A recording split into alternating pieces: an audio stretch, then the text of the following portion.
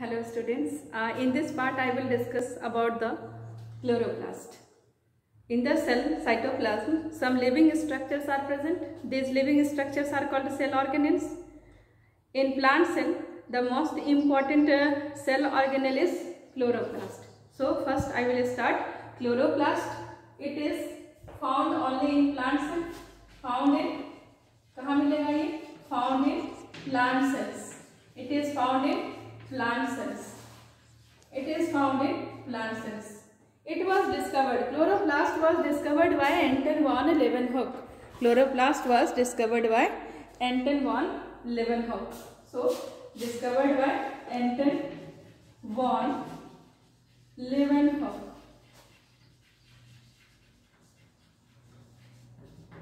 It is largest plant cell organelle.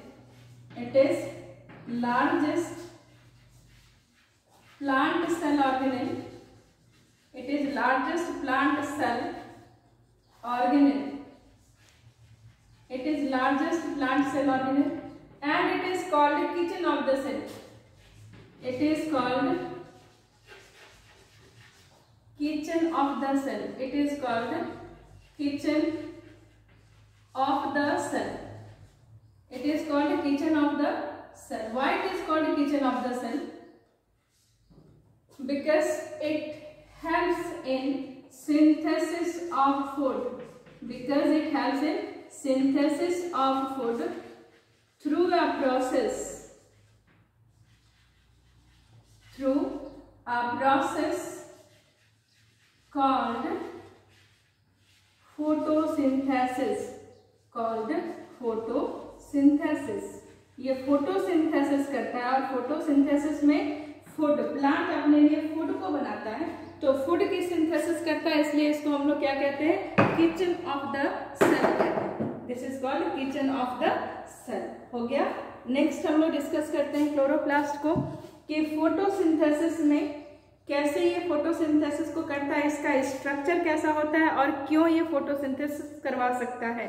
तो अगर इसके स्ट्रक्चर को देखें तो क्लोरोप्लास्ट इज राउंडेड और oval shaped structure. In higher plant it is generally oval shaped structure. This oval shaped structure is limited by outer membrane and inner membrane. Outer membrane and inner membrane. Outer membrane and inner membrane.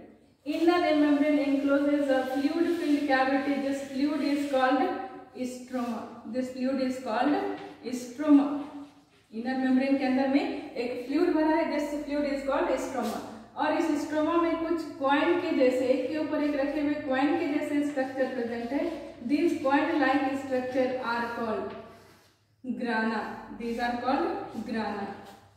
और इस ग्राना के unit को अगर देखें, ये total structure ग्राना, इसके unit को देखें तो one structure of grana is called thylakoid. This is called thylakoid. Clear है? In its stroma part some other structures, circular DNA and ribosome.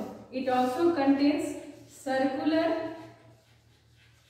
DNA and 70S type of ribosome, and it contains 70S type of ribosome. Clear है? ये इसके पास इतना structure present होता है. Now ये सारे structure के फंक्शन को हम लोग देखते हैं कि ये क्या फंक्शन यहाँ पर करता होगा. तो स्ट्रक्चर में आपने देखा कि ये क्लोरोप्लास्ट हमारा डबल मेम्ब्रेन बॉन्डेड स्ट्रक्चर है. इनर मेम्ब्रेन में एक फ्लूइड प्रेजेंट है. This fluid is called stroma and in the stroma some coin-like structures are present. These coin-like structures are thylakoid and group of thylakoid is called grana. This is grana. Okay, and in its stroma some other structures are circular DNA and 70S type of ribosome. So at first clear the structure circular DNA and 70S type of ribosome. Due to presence of circular DNA, due to presence of circular DNA and 70S type of ribosome and 70S type of ribosome, 70S type of ribosome, chloroplast is called, chloroplast is called semi-autonomous organelle. Chloroplast is called semi-autonomous organelle. Chloroplast is called semi-autonomous organelle. अब इस word का मतलब समझते हैं, semi-autonomous organelle का मतलब क्या होता है। चलो सीनियर क्लासेस में आप बहुत डिटेल में क्रोमोसोम, डीएनए, प्रोटीन्स इन सबको डिस्कस करेंगे। अभी आपको ब्रीफ में ये समझना होगा कि हर एक ऑर्गेनिज्म के पास एक खास फीचर होता है।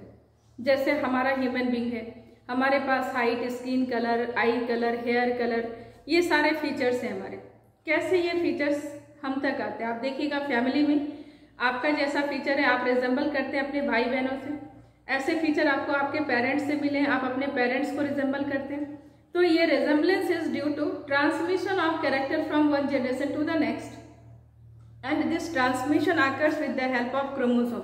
ये ट्रांसमिशन जो कैरेक्टर का होता है एक जनरेशन से दूसरे जनरेशन में, जिसके कारण हम अपने पेरेंट्स को रिजेंबल करते हैं, this is due to chromosome. और क्रोमोसोम में डीएनए प्रेजेंट होता है और डीएनए हमारे कैरेक्टर को रेगुलेट करता है। जैसा पेरेंट का डीएनए होगा वैसा ही डीएनए ट्रांसमिट होकर के हमारे पास आएगा। ये बात आपको समझना है। अब डीएनए हमारे सारे फीचर को कैसे रेगुलेट करता है, how DNA regulates our feature. तो DNA synthesizes a protein for each feature, DNA synthesizes a protein by using ribosome, by using another structure that is ribosome.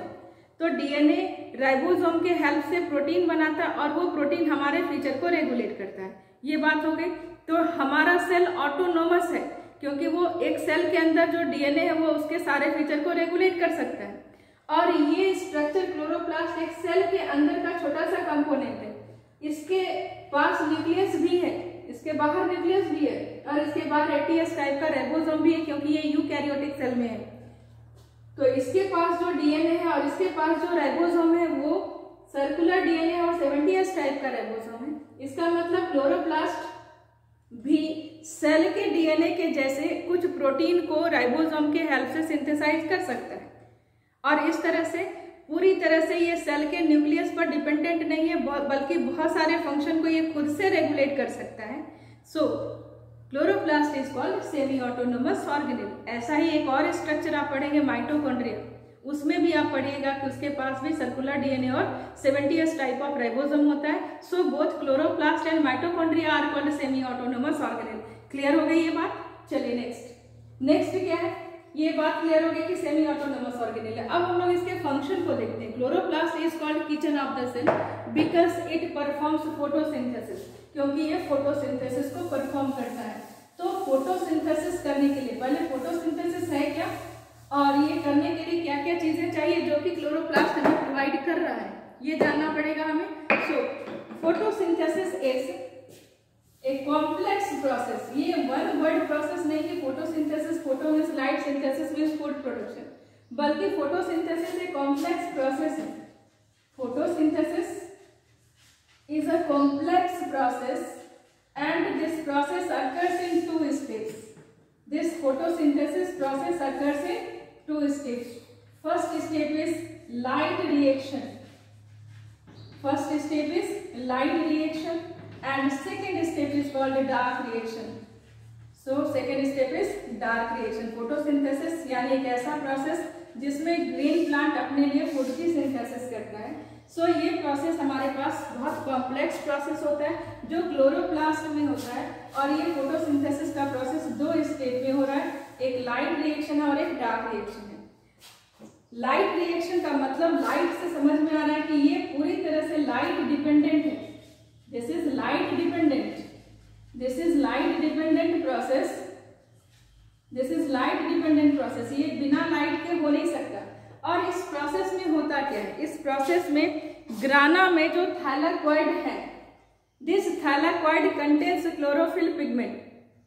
The chlorophyll pigment traps the solar energy and transforms into chemical energy. So In the light reaction, it is light dependent process and it occurs on thylakoid membrane. Thylakoid पर क्यों होगा? Thylakoid membrane because thylakoid membrane contains chlorophyll. Because thylakoid membrane contains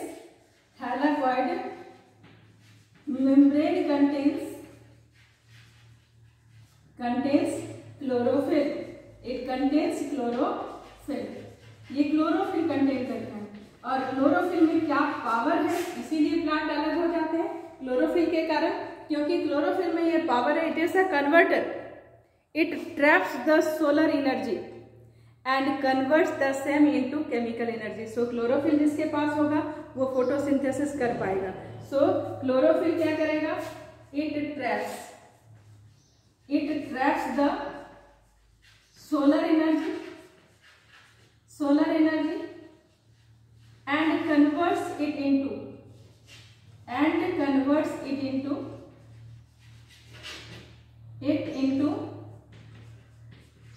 कैसे energy में? Cell के अंदर जो energy काम करेगा वो केमिकल एनर्जी होगी, इनटू केमिकल एनर्जी. ठीक है, ये यहाँ पर कहाँ हो रहा है ये प्रोसेस? थाइलाकॉइड में. थाइलाकॉइड में क्यों हो रहा है? Because it contains chlorophyll. ये क्लोरोफिल कर क्या रहा है? सोलर एनर्जी को ट्रैप कर रहा है और उसको कन्वर्ट कर रहा है केमिकल एनर्जी में. क्लियर हो गया? एक पार्ट आपने फोटोसिंथेसिस का कर लिया. सेकेंड पार्ट देखिए. Second part is dark reaction. Dark reaction does not means that it occurs during night. Dark reaction means that it is independent of light. So dark reaction में क्या होगा? कई सारे नाम आप सीनियर क्लासेस में बहुत इसको पढ़ेंगे. ब्रीफ में हम लोग याद कर रहे हैं. It is independent of light. It is independent of light. इसको लाइट से मतलब नहीं, क्योंकि लाइट से जो काम करना था वो यहाँ पर हो गया. It is independent of light. और यहाँ पर क्या करते हैं? तो लाइट रिएक्शन में जो एनर्जी हमने बनाई थी, this energy is used in the production of glucose from CO2 and H2O. उस एनर्जी को खर्च करके केमिकल रिएक्शन करवाएंगे CO2 और H2O के बीच, जिसके कारण हमारे पास क्या होगा? ग्लूकोज की सिंथेसिस होगी. So it is independent of light. It occurs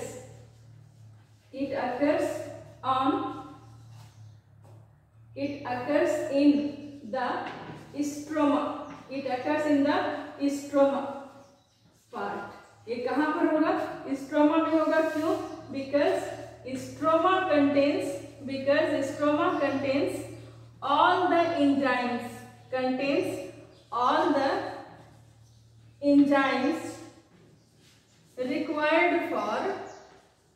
required for क्या? dark reaction. So स्ट्रोमा में अब क्या होना है? स्ट्रोमा में उस एनर्जी को जो लाइट रिएक्शन में बनी थी, उस एनर्जी को केमिकल रिएक्शन के लिए यूज करेंगे और उसके हेल्प से हम ग्लूकोज की सिंथेसिस करेंगे. So in the stroma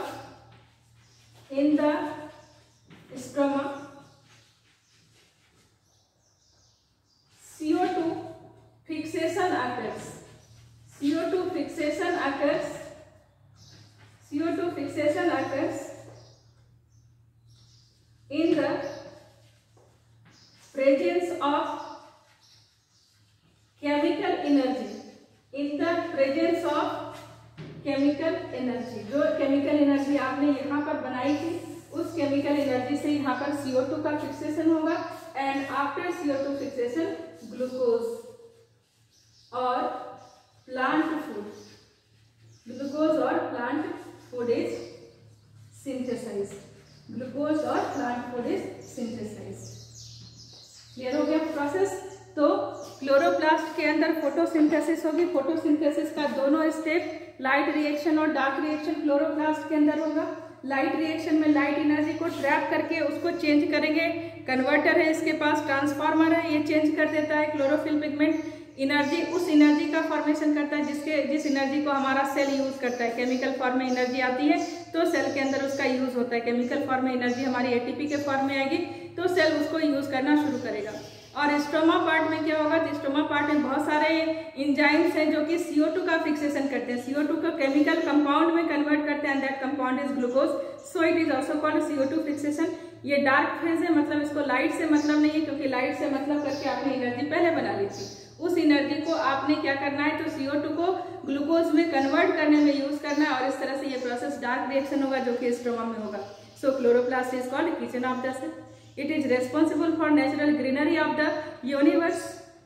It is responsible for oxygen, जिसके कारण फोटोसिंथेसिस के कारण ऑक्सीजन गैस भी लिबरेट होती है, ये ऑक्सीजन के कारण लाइफ होती है यूनिवर्स में। तो ये क्लोरोप्लास्ट का अपना फंक्शन हुआ कि क्लोरोप्लास्ट किन किन चीजों को रेगुलेट करता है। ओके।